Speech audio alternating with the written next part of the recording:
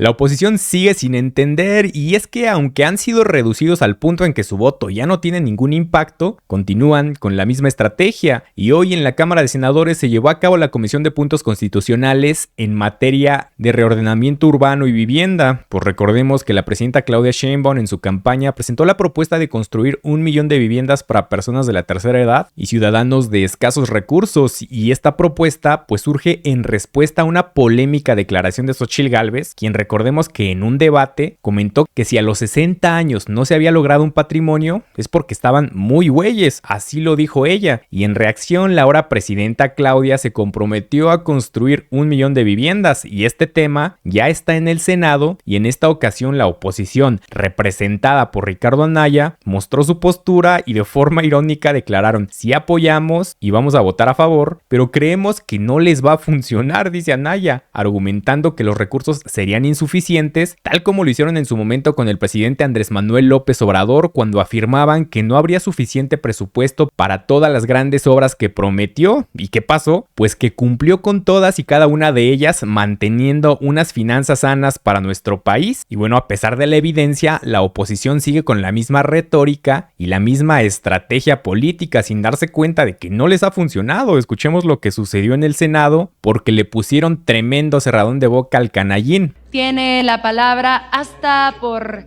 6 minutos el senador Anaya Cortés. Pero no por alusiones, ¿verdad? Vamos a votar a favor de esta propuesta porque creemos de fondo en ella. La inmensa mayoría de quienes hoy estamos en el PAN, pero también de otras fuerzas políticas, en 2018, cuando planteamos el ingreso básico universal, lo hicimos con convicción. No fue un arrebato, no fue una reacción a media campaña para doblar la apuesta de otra candidatura. Lo hicimos porque muchos creemos en la eficacia de las transferencias directas, que implican tratar a los ciudadanos como mayores de edad. Esta idea de no le des a la gente recursos porque los van a malgastar es una idea en la que muchos de nosotros no creemos. Nadie sabe qué necesita mejor que quienes viven la necesidad a diario. Entonces, vamos a votar con convicción a favor de esta reforma y estamos convencidos de que es un acto de justicia, tanto la pensión para personas con discapacidad, la pensión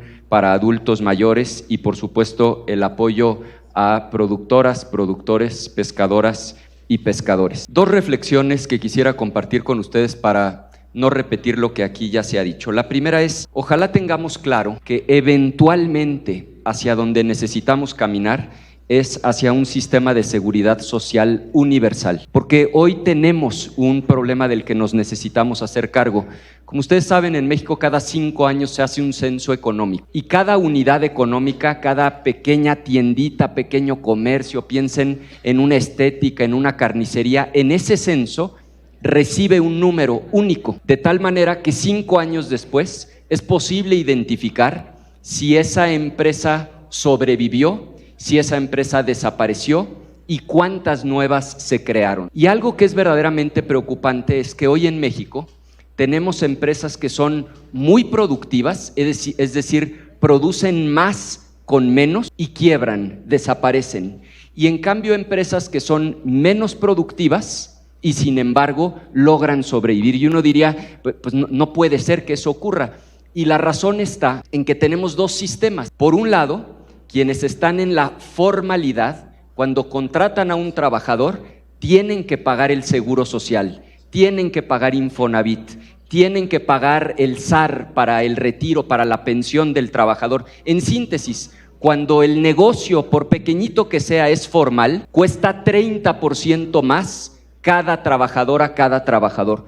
Cuando es informal, de alguna manera lo subsidiamos todos los contribuyentes, porque no tiene IMSS, pero sí tiene IMSS Bienestar no contributivo, no tiene SAR, pero sí tiene la pensión universal para adultos mayores. Es decir, tenemos los dos sistemas coexistiendo y esto lo que provoca es una distorsión. Lo ideal como república, como democracia, es que todas y todos los mexicanos tengan acceso a los mismos servicios, a los mismos derechos de la misma calidad. Y la segunda reflexión que quería hacer con ustedes, que hace rato el compañero Huerta polemizó con esa brillantez que le caracteriza, y lo digo en el mejor de los ánimos. Quienes creemos de fondo en esta política pública sabemos que para que sea realidad se requiere que haya recursos para fondear. O sea, de nada sirve estar estableciendo en la Constitución todo tipo de buenos deseos si en la vida real no va a haber el dinero para fondear. Y tenemos, digamos, 3 preocupaciones legítimas que yo simplemente quiero dejar planteadas y que en su momento discutiremos cuando se esté discutiendo el paquete económico. Doy contexto y planteo las 3 inquietudes ahora con un poquito más de tiempo. El contexto es: el presupuesto de egresos de la Federación es de 9 billones de pesos y eso se divide básicamente en 3 rubros por cuanto ve al ingreso. 5 billones vienen de impuestos, el 80% es impuesto sobre la renta e IVA, ya van 5 de los 9.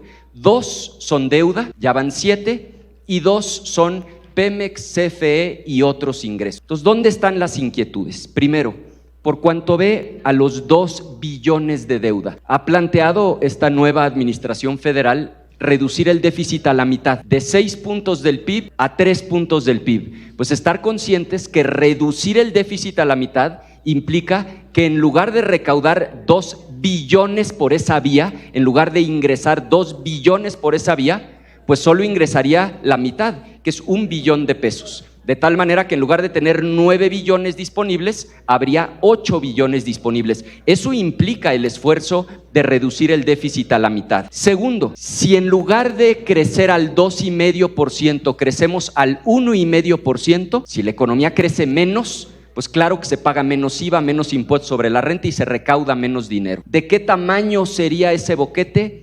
Entre 70 y 90 mil millones de pesos. Esa es la diferencia entre crecer al 2,5% y crecer al 1,5%. Y la tercera, el tema de Pemex. Ustedes saben, durante el sexenio pasado, Pemex Refinación perdió 980 mil millones de pesos y ese es un asunto del que nos necesitamos hacer cargo. En síntesis, 100% a favor en lo general, en lo particular de esta reforma, y en el mejor de los ánimos plantear la necesidad de garantizar que haya los recursos suficientes para que esto no sea letra muerta y pueda prevalecer en el tiempo. Es cuanto y gracias por su tolerancia, presidente. Gracias. Y tiene la palabra el senador. Tiene la palabra el senador Manuel Huerta Ladrón de Guevara por alusiones personales hasta por 2 minutos. Sí, gracias.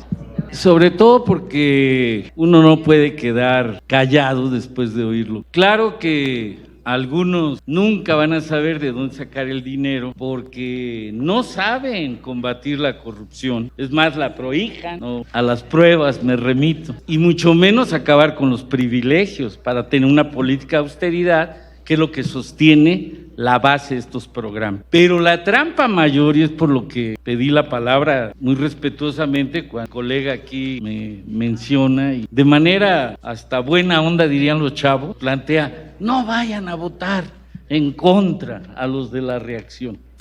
Pero son bien tramposos. Ahora, no de ahorita, fíjense, en la reforma pasada del 2020, igual que ahorita, la Cámara de Diputados en contra, en la del Senado a favor, y los presupuestos que ya nos está adelantando, que los van a votar en contra para materializar. No, bueno, a las pruebas me remito, a las pruebas ya lo veremos, que nos firme que va a votar a favor del presupuesto, que ponga para que se haga válido eso, porque son bien mañosos, bien tramposos, y por eso pareciera que es la chimoltrufia, pero no, en eso están, el deslenguado, que hay que acabar con los programas, y la otra, que ya ni se acuerdan de ella, no, que hasta al doble, al triple, pura hipocresía, pura trampa. Entonces, que firme que va a aprobar los presupuestos que se presenten para darle validez a esta reforma. Gracias. Gracias, senador Manuel Huerta Ladrón de Guevara. Tiene hasta 2 minutos por alusiones personales. El uso de la voz, el senador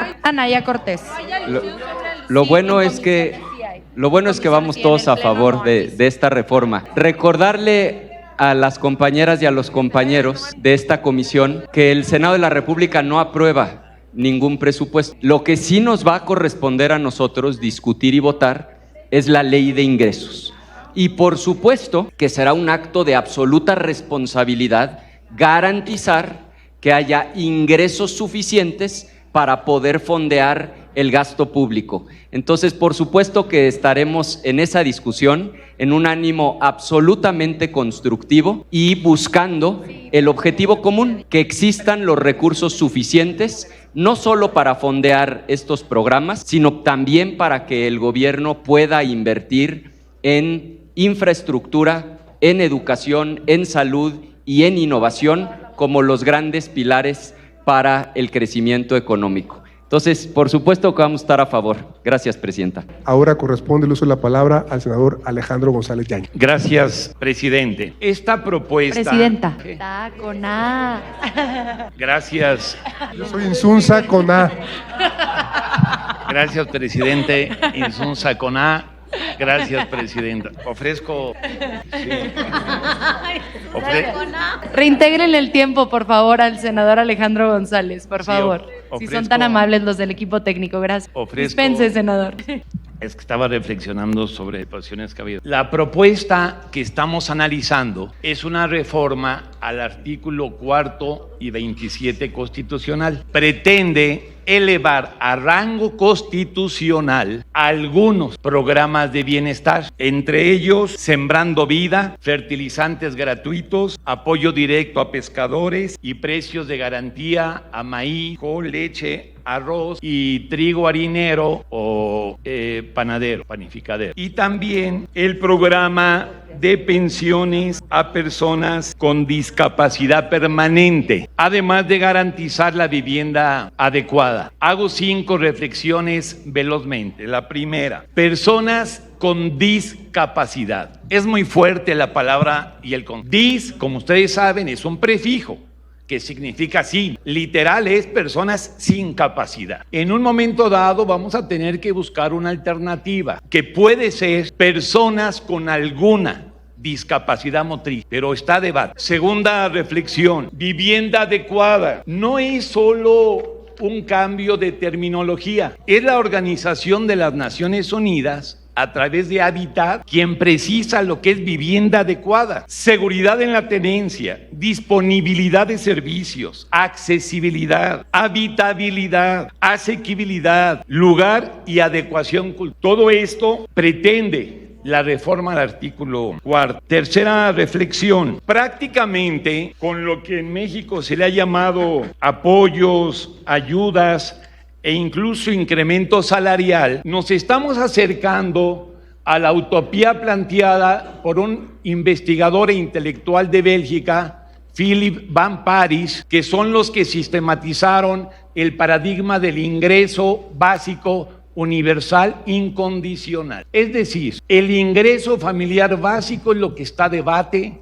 y es el gran programa de la Cuarta Transformación de la República. ¿Cómo fondearlos los programas? ¿Cómo lo hizo Andrés Manuel? Número 1, erradicando la corrupción que se convirtió en México en un drenaje financiero. Tiempo, senador. Y esto de pasada permitió liberar recursos. Termino. Disminuyendo el costo del gobierno. Terminando con la evasión y elusión fiscal de los grandes contribuyentes. Y cuarto, construyendo un mercado interno para estimular la producción a través de un sistema amplio de obras públicas. Finalizo. Fue Tomás Piketty en su obra del Capital en el siglo XXI quien propuso incrementar los impuestos a los grandes ricos. Pero en el caso mexicano, si hubiéramos traído aquí a Tomás Piketty, le hubiéramos dicho, oiga, ¿cómo se los incrementamos si de entrada no los pagan? Pues aquí la tarea fue acabar con la evasión y la elusión fiscal. Bueno, vamos a sugerir, ahora que fundemos el Consejo Editorial aquí en Cámara de Senadores, la edición de este libro de Philip Van Parijs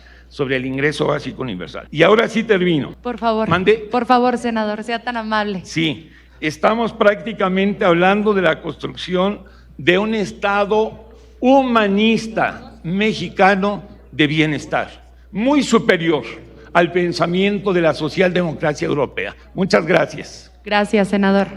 Y bueno, pues hasta aquí la noticia. ¿Ustedes qué opinan? Déjenme sus comentarios y abramos el debate. Y ya saben, si les gustó el video, déjenme su like y compartan con todos sus amigos para que también estén bien informados acerca de lo que está pasando en nuestro país. Nos vemos en un próximo video. Hasta luego.